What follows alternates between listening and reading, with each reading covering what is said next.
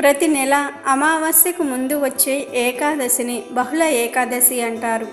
సంవత్సరం మొత్తంలో ఇటువంటి బహుళ ఏకాదశులు 12 ఉన్నాయి. వీటిల్లో ప్రతి ఏకాదశికి ప్రాముఖ్యత ఉన్న 4 ఏకాదశులను విశేషంగా పరిగణిస్తారు.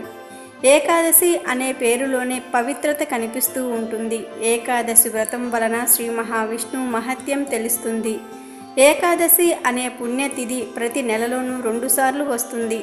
ప్రతి ఏకాదశికి ఎంతో ప్రత్యేకత ఉన్నది, మరెంతో విశిష్టత కూడా ఉంది.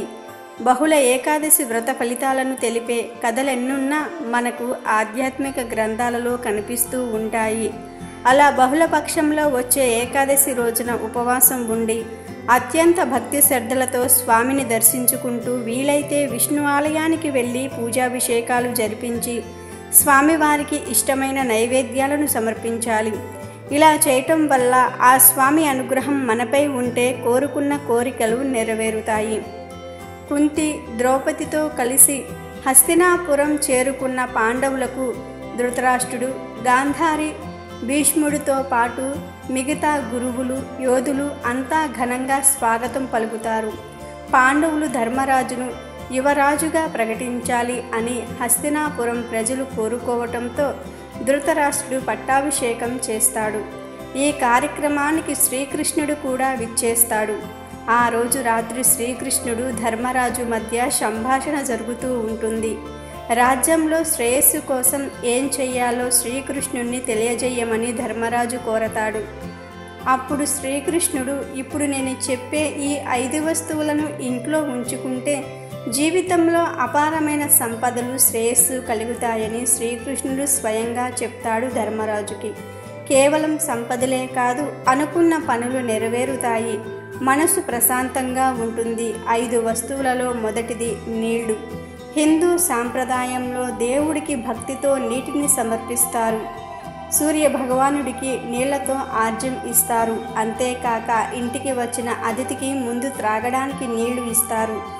సంపద ప్రవాహం మాదిరిగా ఇంట్లోకి ప్రవేశిస్తుంది. చందనం. విషపూరిత పాములు గంధం చెట్లకు చుట్టుకొని ఉన్న దాని సువాసనను మాత్రం కోల్పోదు. అలాగే గంధం చెట్టు ఇంట్లో ఉంటే ఎలాంటి దుష్టశక్తులు ఇంట్లోకి ప్రవేశించవు. గంధమును అరగదీసి నుదుటన తిలకంగా పెడితే ఎంతో పవిత్రత చేకూరుతుంది. నెయ్యి. ఆవు హిందువులకు ఎంతో పవిత్రమైనది. ఇంట్లో ఆవు నేతితో దీపం వెలిగించి దేవతలను పూజించే వాళ్లను లక్ష్మీదేవి కరుణిస్తుంది. వీణ. కమలంపై కూర్చున్న సరస్వతీదేవిని ముట్టుకోకూడదు. ఇలా చేస్తే పేదరికం వస్తుంది. ఆమె విగ్రహం కానీ వీణ కానీ ఇంట్లో ఉంటే మంచి జరుగుతుంది.